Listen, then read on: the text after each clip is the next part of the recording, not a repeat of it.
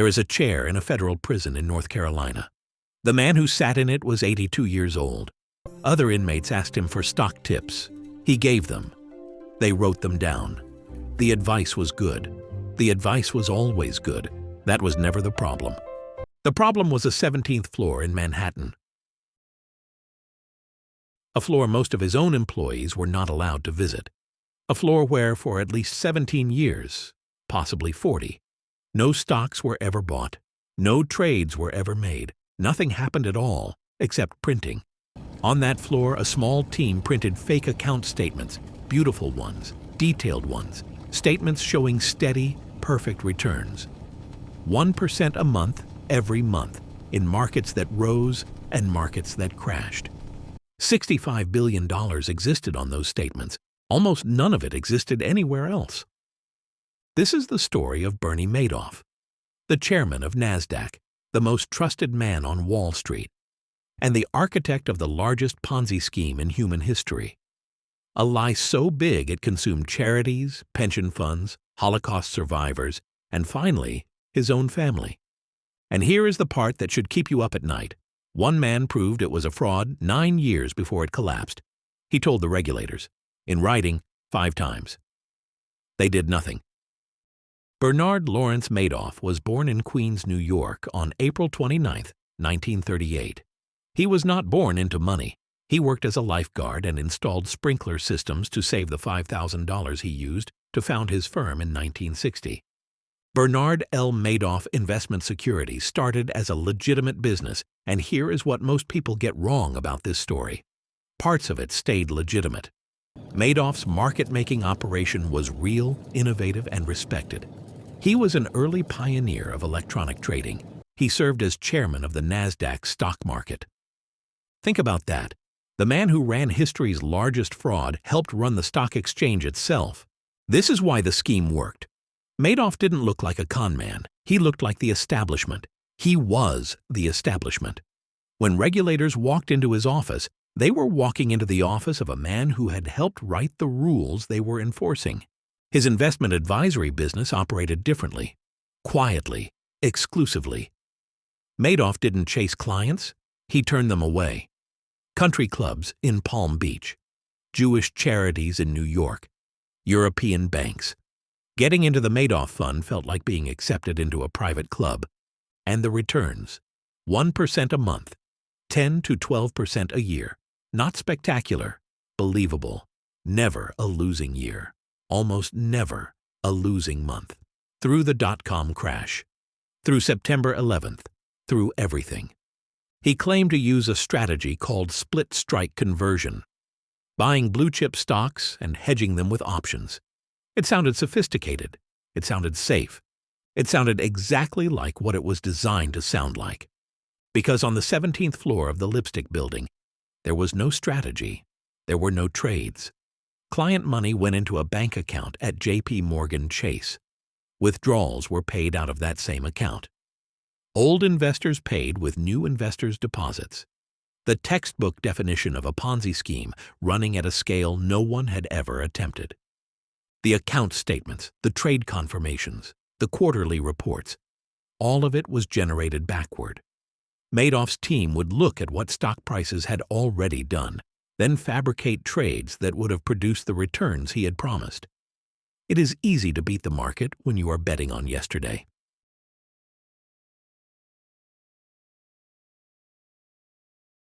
Boston. The year 2000. A quantitative analyst named Harry Markopolos sits at his desk at Rampart Investment Management. His boss has given him an assignment. This Madoff fund keeps beating us. Reverse engineer his strategy so we can copy it. Markopolos pulls up the return data. He starts modeling. He would later say, quote, "It took me 5 minutes to know that it was a fraud.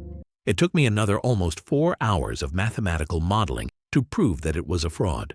Madoff's returns rose at a 45-degree angle, month after month, with only a handful of tiny down months across more than a decade. Markets do not do that.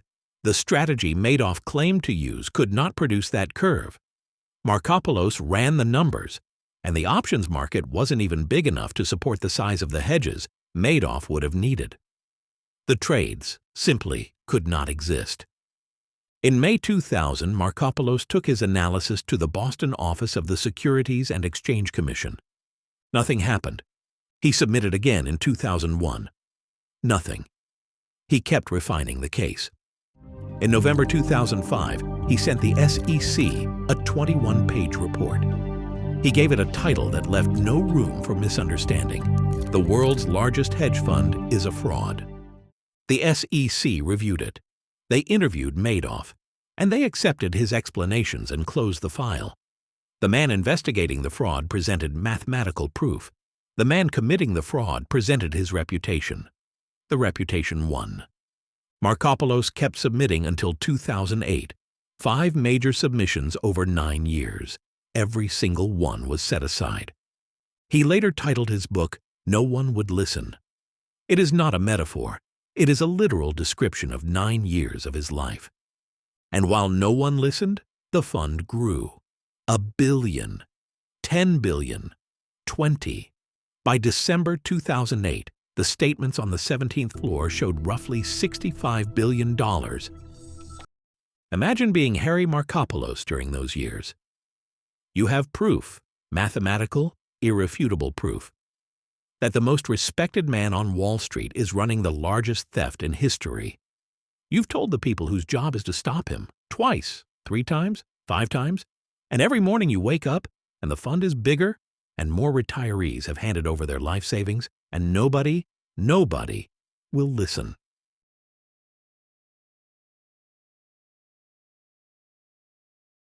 Every Ponzi scheme has the same weakness. It does not die when people stop believing. It dies when people stop depositing. In late 2008, the global financial crisis was tearing through Wall Street. Lehman Brothers was gone. Markets were in free fall. And Madoff's investors, many of them facing margin calls and losses everywhere else, began asking for their money back. Not because they doubted him, because he was the only investment they trusted enough to cash out.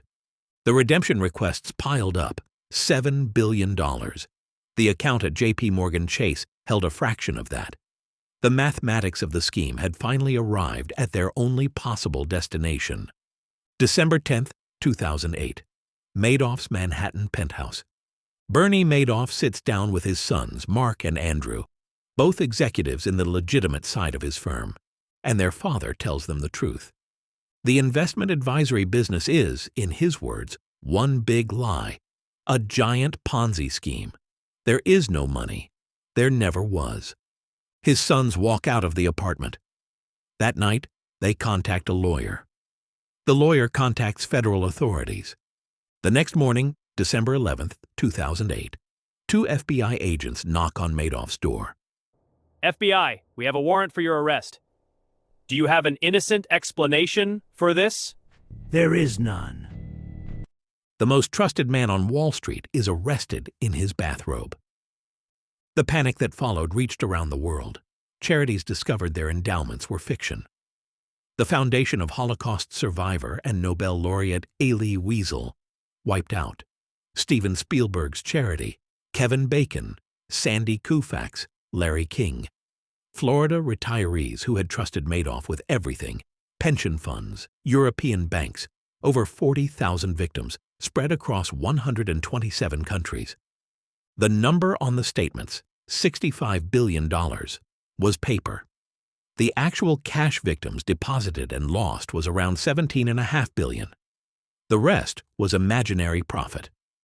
Returns that never existed, on trades that never happened, printed on a floor no one was allowed to visit. March 12, 2009. A Manhattan federal courtroom.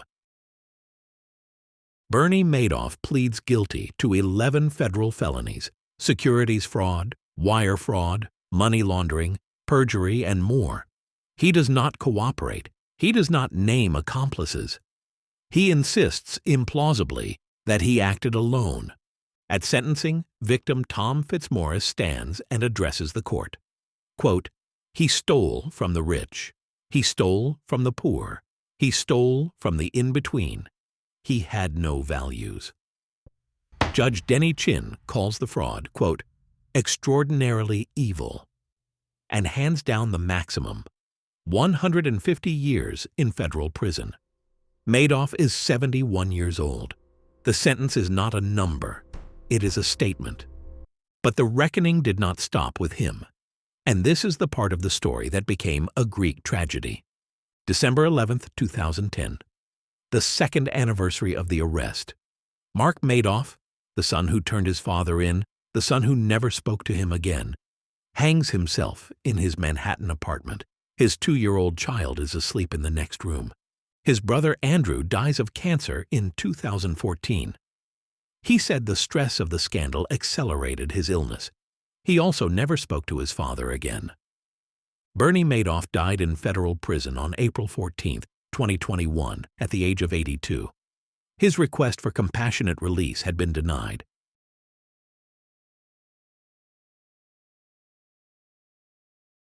Here is the part of the Madoff story almost nobody knows. Most of the money came back. 2 parallel recovery operations spent 16 years hunting the stolen funds. The first, Irving Picard, the court-appointed trustee, who filed thousands of lawsuits to claw back money from those who had profited. Feeder funds, banks, and early investors who withdrew more than they deposited. The single largest settlement came from the estate of Jeffrey Picard, an early Madoff investor, $7.2 billion, the largest forfeiture in American history. J.P. Morgan Chase, the bank that held the Ponzi account for decades, paid $1.7 billion in 2014 and signed a deferred prosecution agreement for failing to flag the obvious. As of early 2025, Picard's team had recovered over $14.5 billion. The second operation, the Department of Justice's Madoff Victim Fund. In December 2024, 16 years after the arrest, it issued its 10th and final distribution. Total paid over $4.3 billion to 40,930 victims in 127 countries. Combined, the recovery operations returned roughly 94% of victims' actual cash losses. 94%. It is one of the most successful asset recoveries in the history of financial crime. And it took 16 years, thousands of lawsuits, and the largest forfeiture ever recorded. But understand what 94% means. It means the deposits came back. The decades of imaginary growth, the retirements planned, the futures built on statements from the 17th floor. Those were never real, so they could never be returned. You cannot claw back time. So how does this happen? How does one man steal $65 billion on paper for decades in the most regulated financial market on earth? Not through complexity. The scheme was primitive. Money in, money out, fake statements. A child could understand the mechanics. It happened through trust. Madoff understood something profound. People do not verify what they want to believe. The regulators did not verify because he was NASDAQ royalty. The banks did not verify because the fees were excellent. The investors did not verify because the returns were steady and the man was beyond reproach. Harry Markopolos verified. It took him 5 minutes to spot it and 4 hours to prove it. He spent 9 years trying to make anyone care. The SEC, the agency whose entire purpose is to catch exactly this, was handed the answer 5 separate times and filed it away. After the collapse, the SEC published a self-examination of its failures. It runs 477 pages. The fraud took 5 minutes to spot. The apology took 477 pages. There is a chair in a federal prison in North Carolina. The man who sat in it gave the other inmates stock tips, and the tips were good because Bernie Madoff genuinely understood markets. He didn't fail at investing. He just never did it.